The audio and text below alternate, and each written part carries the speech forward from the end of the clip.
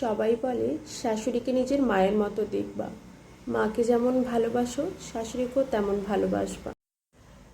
মায়ের সাথে যেমন ব্যবহার করো শাশুড়ির সাথেও ঠিক তেমন ব্যবহার করবা। দেখবা শাশুড়ি তোমাকে ঠিক নিজের মেয়ের চোখে দেখছে, নিজের মেয়ের মতো আগলে রাখছে, নিজের মেয়ের মতো করেই ভালোবাসছে।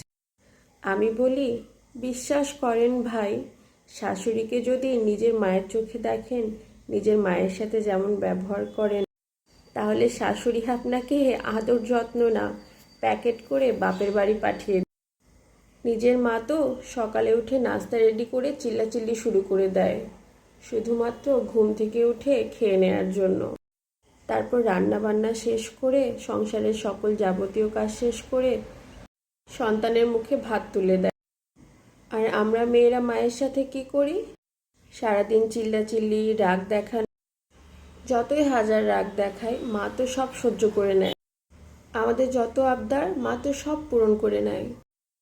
এখন বলো, আমরা মায়ের সাথে যত রাগ দেখাই, হাত ধুয়ে খেতে বসে যাই, মা যেমন আমাদের ডেকে ডেকে এনে খাওয়ায়, আমরা সংসারের কোনো কাজই করি না, আমরা শ্বশুর বাড়িতে গিয়ে শাশুড়ির সাথে তাহলে এমনটাই করব?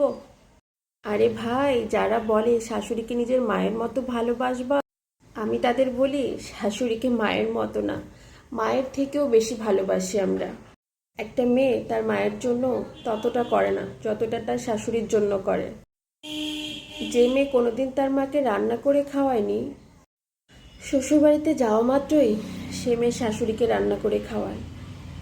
যে মেয়েকে সকালে নাস্তা করানোর জন্য মা ডেকে ডেকে এনে খাওয়াতো, সে মেয়ে শ্বশুরবাড়িতে গিয়ে সকাল সকাল উঠে সবার জন্য খাবার তৈরি করে ডেকে এনে খাওয়ায়। যে মেয়েটাকে নাস্তা বানানোর পর মা হাজার চিল্লানোর পরও সে মেয়ে খেতে উঠতো না ঘুম থেকে, সে মেয়ে এখন ঘুম থেকে উঠে সবার জন্য নাস্তা বানায়, সবাইকে ডেকে ডেকে খাওয়ায়। কেন করে জানেন?